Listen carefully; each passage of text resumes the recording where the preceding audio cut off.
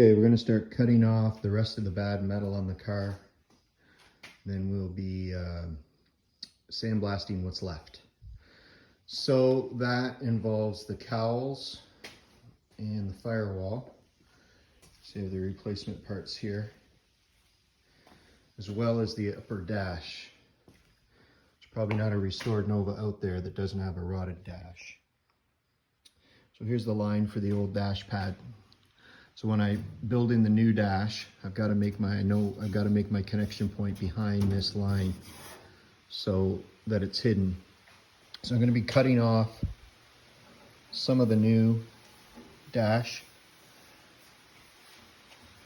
When they manufactured this thing, this profile doesn't match this anyway, and we're going to need to retain this for attachment of the, I think it's the bezel for the instrument cluster, as well as down there. It doesn't match that grade either.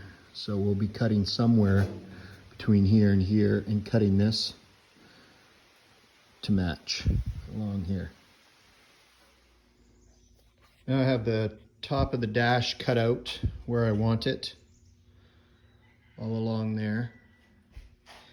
And then on the replacement dash, put this little step down with a tool to go right underneath here to give us a solid connection point. So here's the dash clamped in all along. So we'll just bead weld right along there. And then underneath here, we're gonna have to rebuild underneath here once it's sandblasted to give us a solid surface to weld that down to. But that's the dash in place. So now I'm going to start cutting these cowls off. So we're going to make cuts along here and then just grind that surface flat in there, but still leave these bezels here. If we look on the part, we can see it's got that flat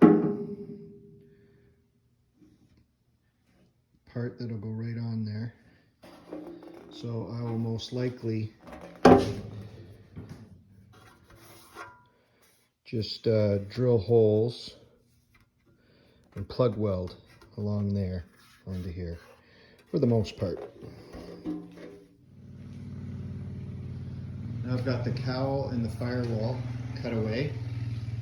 That was the last bit of cutting to do before sandblasting. We also had to cut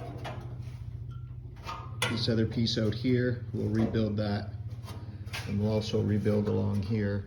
There's still some cutting to do here, but I'm going to do that after sandblasting. I want to keep that reference point. And we'll add an extra metal piece here, and then build it up to here to support for the dash. So one of the things I do is make myself reference videos. The first car I did, I just took pictures, and I found the videos are a lot better because I can describe to myself what I need to do, because it could be probably months before I get to doing what I want to do on this one part. So here is where, this is the part for the rear shock, and I'm just doing a reference here. I've cut away the old part, so I've still got to grind all this down. I'm going to reinforce this with extra metal here, rebuild this back up. There was 2 levels of metal here, sheet metal, heavy sheet metal, and then I'm going to rebuild and reinforce this edge along here, and then this part goes like that. And then on the other side, I have cut this away. You can also see the sandblasting that I did down here. I should have cut this away first before I sandblasted. So, and we can see it's gonna go right like that. So same thing, cut away this next part, reinforce underneath, rebuild it, and then mount the new part to it. One thing to note about these replacement parts back in the trunk where the rear shock goes is the replacement part does not come with a reinforcement plate, as is on the OE part. So you don't throw that part out. Cut it off, and we're going to sandblast it, retap the holes. I think I already did those. And that part is going to go back on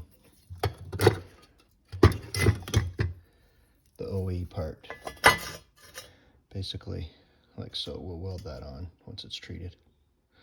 That'll give you your reinforcement for your shock. After the sandblasting's done, the metal that is not seen, that's underneath everything, is treated with Por 15.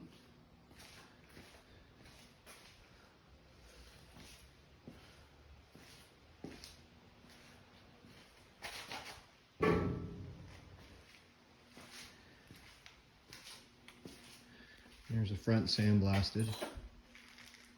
So we'll start treating that one. So I'm ready to start epoxy priming today, and this is the product we're going to use, PR401 Pure Reflections, which is recommended by a local body shop. So it's a 4:1 mix ratio, and supposed to be able to spray it with a 4:1 gun, which I'm going to use here. Here's the car sandblasted and epoxy primed. The epoxy primer that I used was really good, easy to work with. You can tell it sealed the metal really well. So now we start rebuilding.